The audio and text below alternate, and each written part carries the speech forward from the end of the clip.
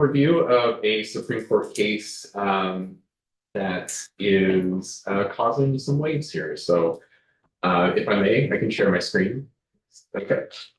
While you're setting that up there, Bradley, I just want to say for some context or state setting that we, the very last day of our regular session, I think it was the last day of May, I was in the hall and Mike O'Grady sort of came to me and said, "Did you hear about this Supreme Court decision?" And then we all left the building and left Montpelier. We came back 3 weeks later. One day veto session. There was some suggestion that various people actually suggested to me, "Oh, you're all back in the building. Why don't you sit down and write a bill that will solve the problem that we're about to hear about?"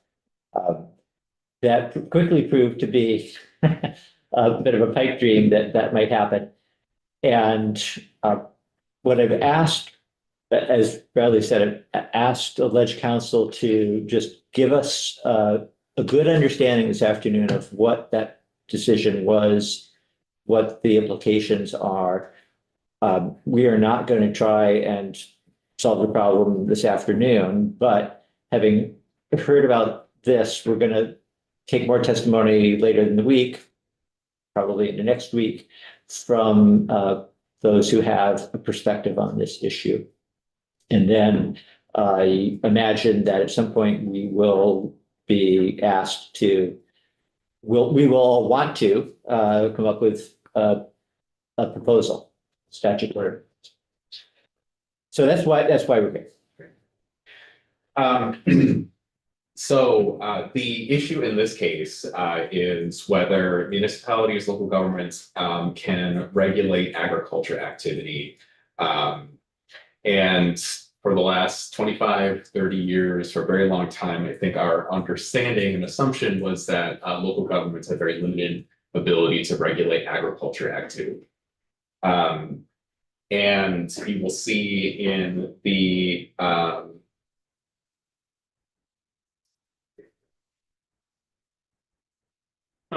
interesting. Well, the rest of this PDF is I've successfully shared my screen, which is always the hard part, but the rest of this PDF does not seem to be loading, and that is interesting. So allow me to. Strange. It says AI assistant is summarized me. Kill it. Get out of here. Very good. So I'm gonna switch to sharing my whole screen and sorry.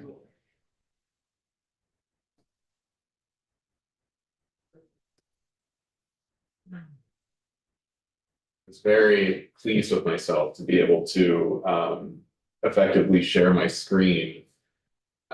I am come from a Teams household in my past legal career, and so Zoom is new to me. So I'm going to switch to our Westlaw description of the case, and we'll go from there. So in the materials that I shared with the committee, and they should be available online, I did highlight some good language, and I'll just go over it as we go through on the Westlaw version here that is on your screen. So we'll see that the procedural history of this case, so how this case arrived at the Supreme Court, was that the city of Essex regulated agriculture activity within the city, and an individual in the city wanted to raise ducks and cultivate cannabis. And so there was some back and forth between that landowner and the city about whether the city can prohibit that duck raising operation and that cannabis raising operation. And the environmental division, once it got to the environmental division, once it got there, the environmental division ruled, as we typically understand it, is that the current term required agriculture practices means that farming activities or agriculture practices are regulated by the RAP's rule. And the court determined that the city could not regulate the landowner's duck raising activities because the agency determined the landowner's duck raising operation was farming activity subject to the RAP rule. And so what we know from the statute is that the statute prohibits local zoning for things that affect required agricultural practices. And so this is kind of the expected result. And the landowners appealed, and the Supreme Court ultimately reversed that determination and did permit the local municipality to, regulate the landowners' agricultural practices, which was a big surprise. And so we'll walk through some of the reasoning from the courts. But let's start by looking at the statutory language. So the statutory language that we are looking at is right here in the case. A municipality under the statute shall not regulate required agricultural practices, including the construction of farm structures, as those practices are identified by the Secretary of Agriculture. So that's the key statute and the key piece of information that we are analyzing in this court case. Up until this point, we thought that that meant agricultural practices much more broadly. This court took a much more narrow view and determined that this language only prohibits a municipality from regulating the RAPS rule itself.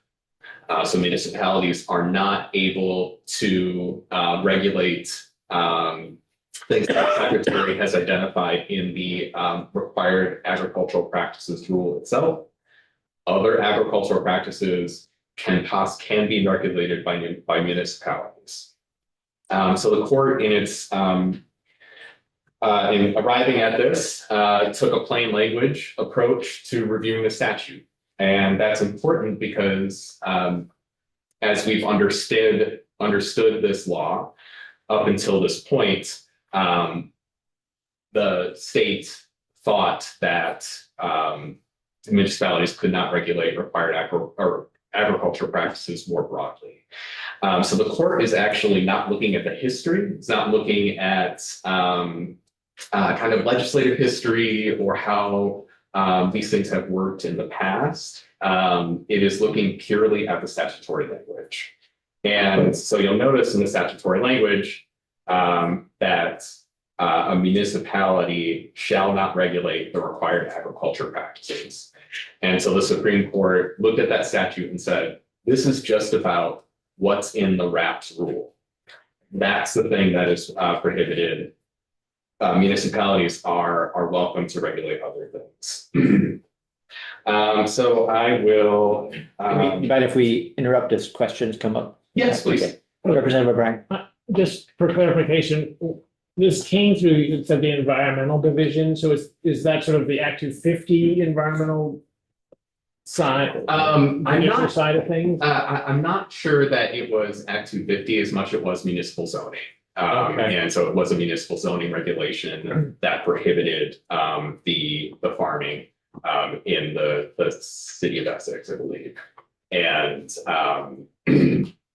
so not an Act 250 permit issue. So do I understand in our court systems then, it doesn't go to Superior Court or appellate court, there's a whole environmental division? Yes, yeah, there's a whole environmental division that will examine issues related to the zoning and things of that sort.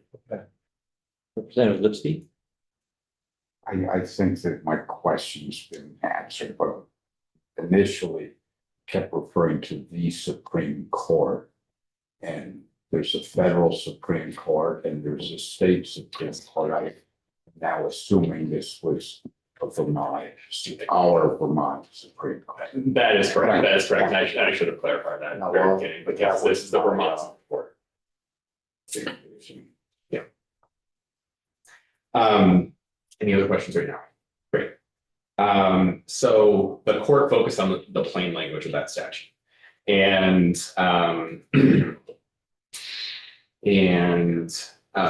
focused on a difference between this, the plain language of the statute does not support the interpretation that all agricultural practices and farming that are subject to the RAP, the RAPS rule, are exempt from all municipal regulation.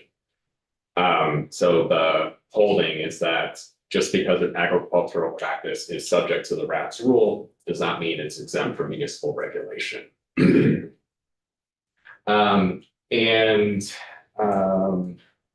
There's some interesting things to note here.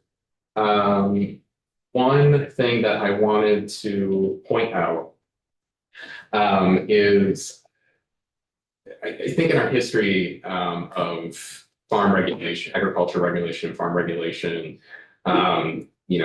we had an understanding about state regulation versus local regulation. Local regulation is very, very limited.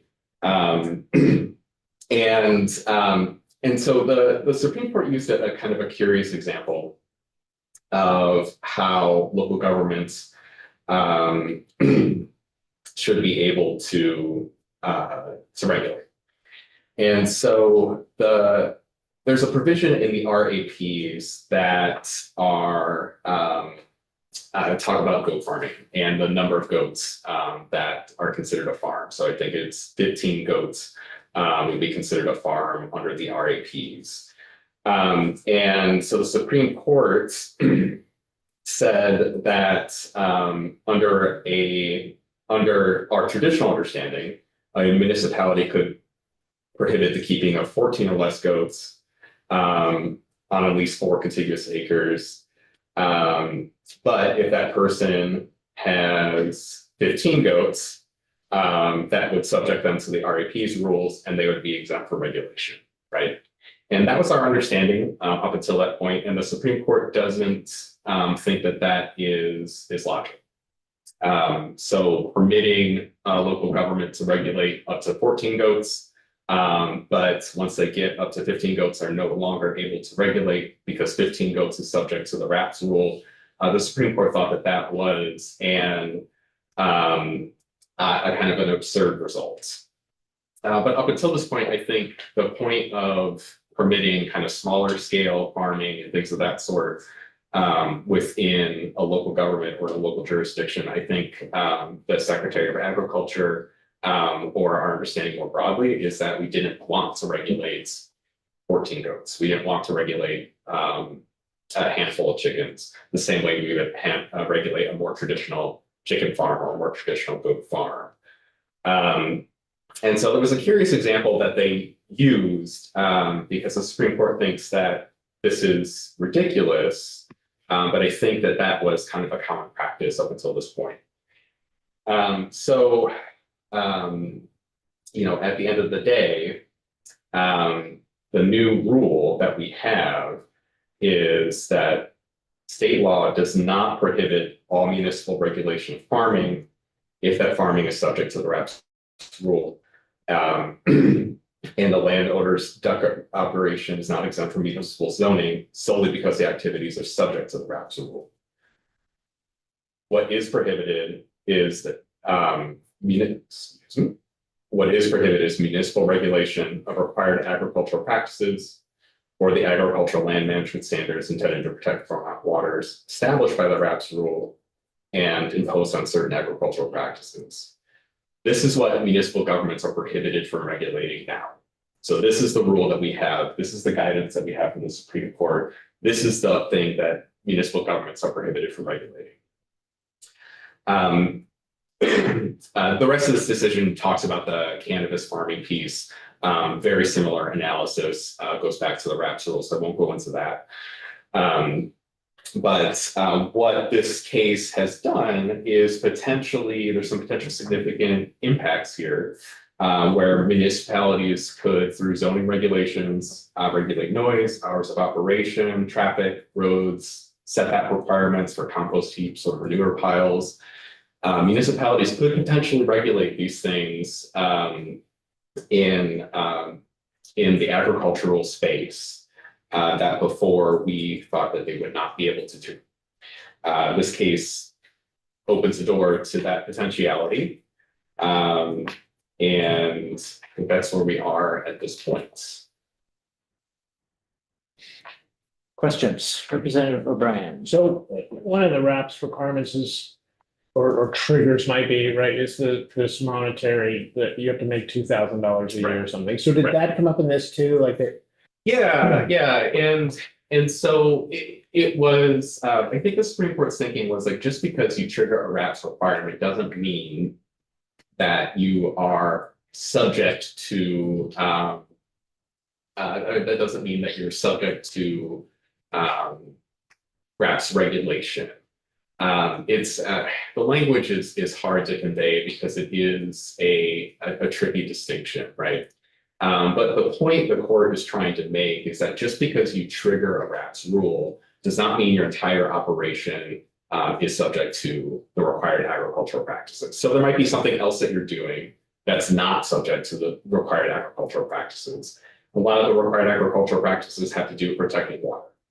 And and so other things that you might be doing on your farm might not be triggering those rules. So the thing that the court wanted to focus on is not necessarily whether you triggered any of the rules, but to look at the statute and to say that actually local governments just can't regulate what is a required agricultural practice. Does that make sense? It is a tricky distinction, but essentially instead of not being able to regulate farming at all, the court says the only thing that the statute prohibits is for municipalities from regulating what the required agricultural practices are. That's the only thing that's prohibited. So I'm just trying to get my head around sort of going the opposite direction, like that. The Supreme Court, did they say that there's certain things we all do, whether it's gardening or Right. raising livestock, that at some point, at least the Agency of Agriculture is saying, now you've crossed that line and you're a farm. Right. And everything below that isn't farming. Right. It's something else. And so is the Supreme Court saying that municipalities now can say, like, raising livestock, we get to regulate. And at some point, right, you get into maybe RAPS, but they're not going to regulate those. But everything below, you could say, like, raising any so-called livestock animal, the municipality has some regulation over, potentially, if they want. Yes. So the thing the court wants to get away from is when some farming is not subject to the RAPS rule because it's less than $2,000, it's 14 goats. The Supreme Court wants us to get away from that thinking entirely. And so we're not looking at whether a local government can regulate a farm based on that thinking anymore. Local governments are free to regulate agriculture. They can potentially regulate large farms. So long as their zoning ordinances do not regulate the required agricultural practices themselves. So it's just the practices themselves that can't be regulated. But other things about a farm are now able to be regulated. So did you say that the court decision refers to the 14 goats as an example? Did they Yes. use that as an example? So I'm curious to know, and maybe you have the answer, but up to now, or up to the point of the court decision, so the agencies or the legislature's intent or interpretation was for small farms, whether it's by number of animals or by amount of income or amount of land, we're not trying, we don't want to be messing with those smaller operations. But what has the court allowed municipalities to do up to now for 14 goats? So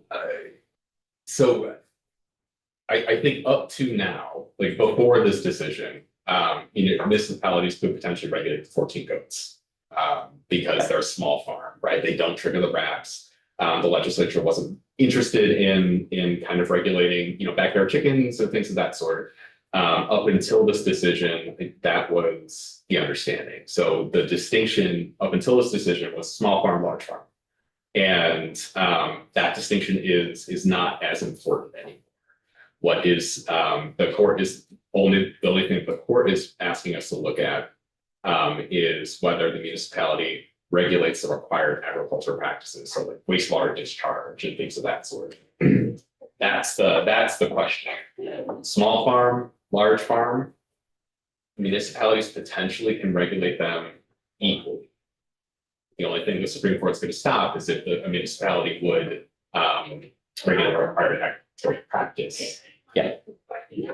So, and I think that's the challenge, right? Because I think we've thought about farming regulation in terms of kind of small scale backyard stuff versus larger scale, much more kind of what we would more traditionally think of as a farm.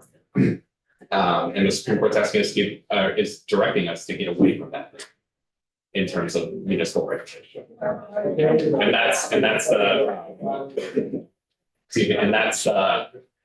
challenging thing to come out of this decision. And those are the potential consequences that we're going to have to kind of grapple with moving forward.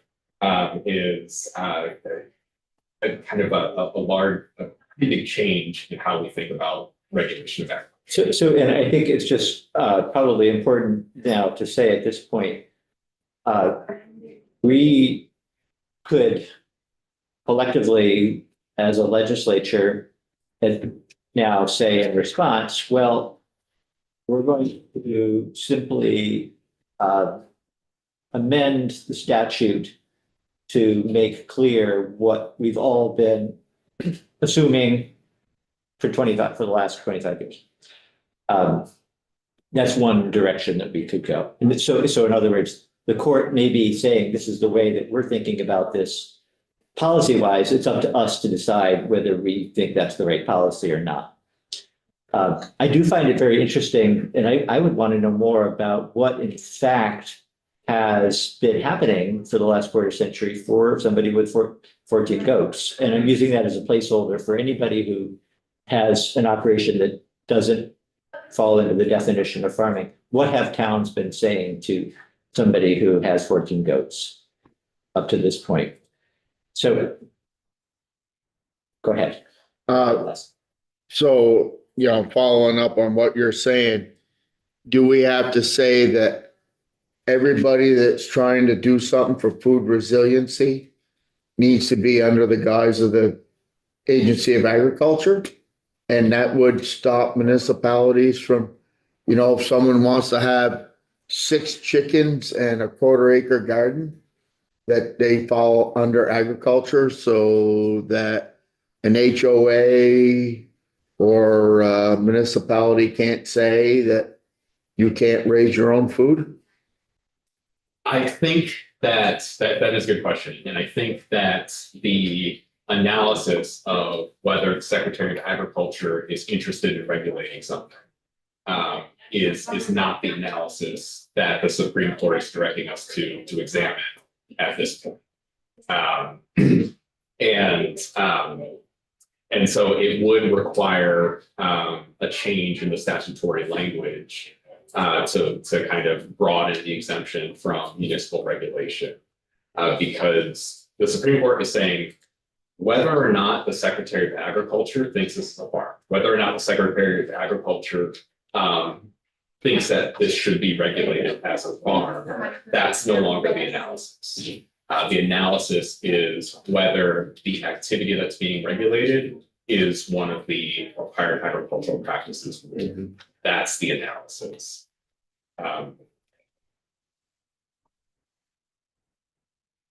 Other questions or thoughts?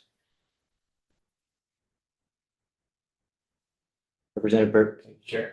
So what was the final decision for the particular farm?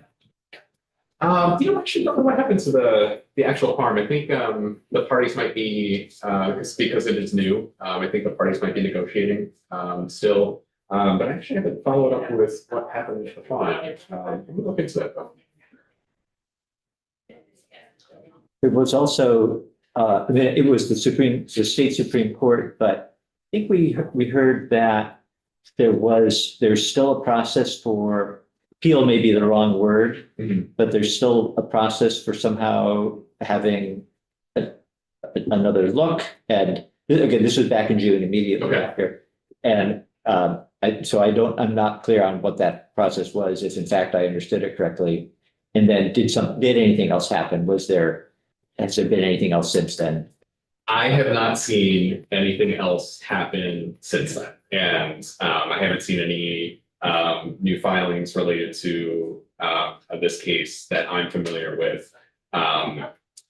I have heard that there are discussions going on in the background of if the agents that there might be discussions going on in the background. But I think kind of like you, I don't have a full picture of what those discussions might be. So I'm not familiar with anything at this point. Can municipalities now decide what is a farm and what is not? I mean, say that municipality says you can have a garden, but if you are a market garden, then we want certain zoning. Potentially. Okay. Yeah. So municipalities are essentially given quite a bit more leeway to determine what they can and cannot regulate because of this decision. And I had the law up. I've moved away from the decision. In my assessment of the case, I did say the court focused on the plain language, right? They're just looking at the statute. They're not looking at how we've done this. Just looking at the statute. And so they really hung their hat on the statute saying, using the words required agricultural practices. A bylaw or a municipality under this chapter shall not regulate required agricultural practices. So to the Supreme Court, the answer is very clear. I think our history says something a little bit different, but the Supreme Court says it's just about the required agricultural practices. The municipalities can regulate 14, 15, or 16 goats. But the statute only prohibits them from changing the required agricultural practices. Representative Nelson. Yeah, thank you, Chair. The issue with this,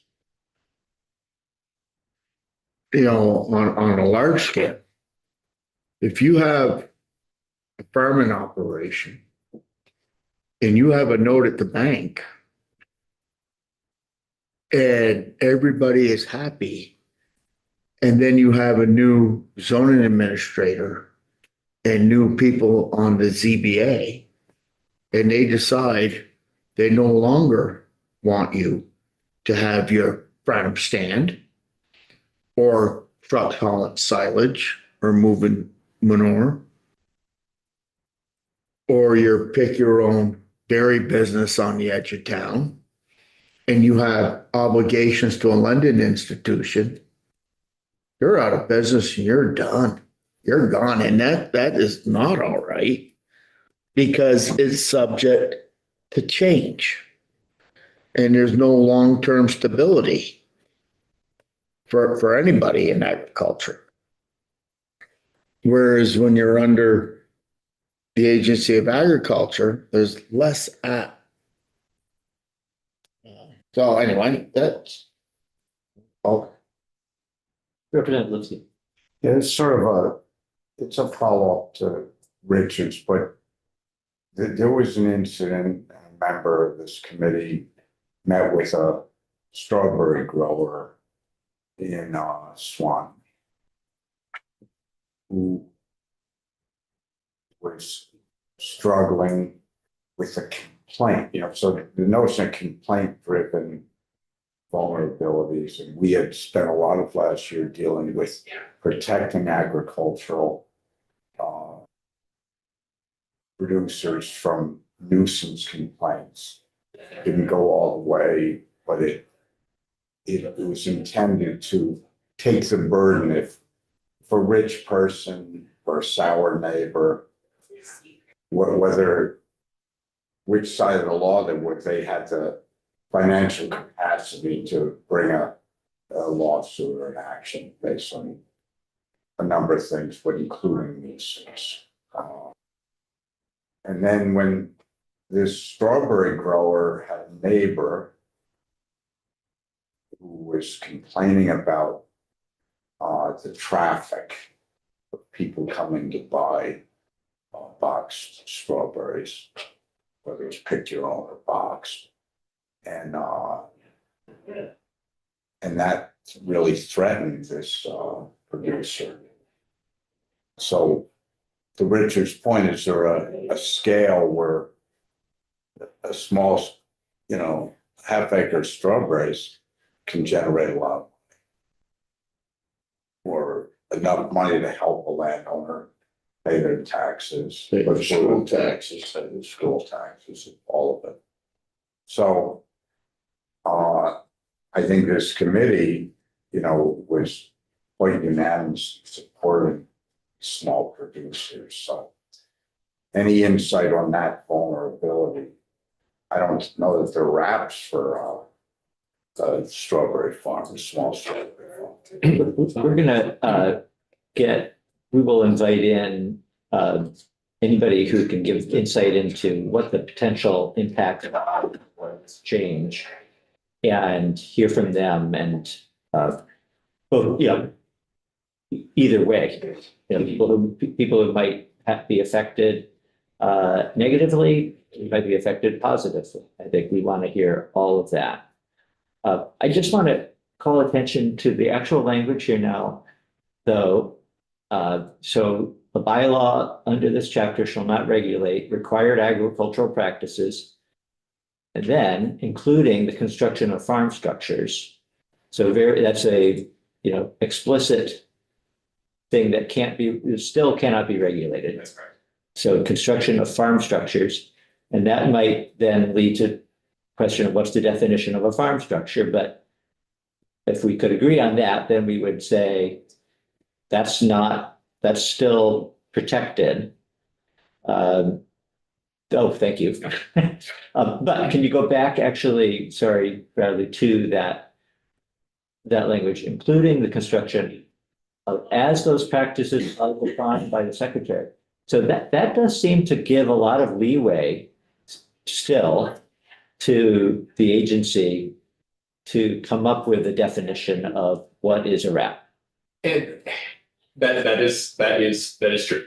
And so I think that this piece of the statute, this piece of the subdivision was not considered by the court. And it's curious what they would do with that. But you're correct that the Secretary of Agriculture could make different things part of required agricultural practices. And that's one potential thing that would limit local governments or local municipalities from regulating agriculture if they broaden what those required agricultural practices are. Right now, those practices largely have to do with water, but potentially could broaden that. Representative Lipsky, I did want to note, because you brought up nuisance and kind of right to farm legislation that the state has done. Those restrictions are still in place. So this case does not touch on any other kinds of restrictions.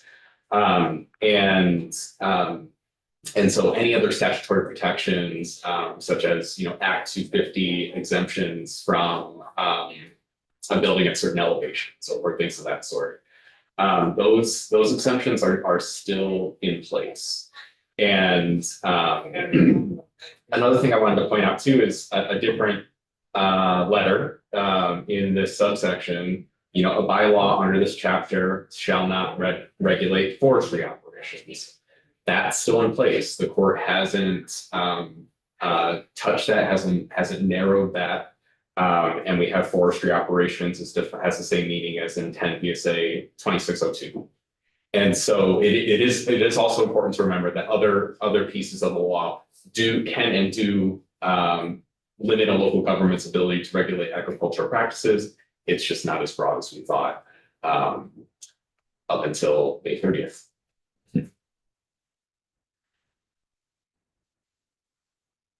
Just an example, when's the manure ban? December 1st or 15th? 15. 15th. So if there's a manure ban, coming from the agency, you can't spread manure on a field after December 15th. This would say that Essex can't say, no, manure has to be stopped being spread on November 15th, right? Because that's related to the wraps. It's that's an interesting question. And so the only thing that the only thing that under this statute, under this case, the only thing that municipalities cannot regulate are required agricultural practices. So they could potentially regulate other agricultural activities that the state has not already potentially regulated. And so if there's like a pesticide ban or something of the sort, right? If there's a ban on certain pesticides, that's a state law issue that's already been regulated. It wouldn't be the case that a municipality could permit a certain pesticide as part of their zone. It'd be an interesting question of whether they could prohibit a pesticide that the state permits. I think that's another question. I think it might be helpful for us as we're thinking about the impact here to review what the statute currently says, not now, but next couple of days before we launch into hearing more from other folks. But have you back in, Bradley, to go over what are the wraps? What does statute say the wraps are? And then if it's not in statute, and I think it's not all the statute, in fact, there may be nothing else in statute, but what do the rules say explicitly? So the question is kind of just what are the wraps? Yeah. What's the statutory authorization for the wraps? Yeah, well, the statutory authorization might be pretty, limited, but then beyond that, what are we talking about? What has the secretary defined as a wrap? So what's still protected? I think if we want to understand what's not protected, we need to know what is protected. Okay. And if that's, that may be, as I'm saying this, something that the agency would be better positioned to tell us about. So I'll let you think about that. Okay, Yeah. Maybe, and in fact, we may hear from both of you. Yeah. Right. And I thought about that tonight, but I think the agency would definitely be much more familiar with explaining what the wraps are. Yeah. And we've heard some of this in bits and pieces anyway in the past, but I think as we're digging into this, it would be useful to get it front and center again for all of us. All right. I need to take a break here at 3 and we can wrap up. Sorry. Let's wrap up. Good. And feel free, of course, to have, you can certainly check in with Bradley the way you would any other Ledge Council at any point. So good. Thank you. That was helpful. And we're going to be done for today then, and then we're back in tomorrow morning. So we're back to our schedule of Wednesdays and Thursdays starting at 9:30, at least for the time being. And then we'll be in the committee more or less all of tomorrow morning, and then back after lunch briefly. And then the state of the state addresses at 2. Yeah, we gotta be in at 1:45. So we'll just have a short committee session tomorrow. And then we'll be back Thursday morning committee. Yeah. Good.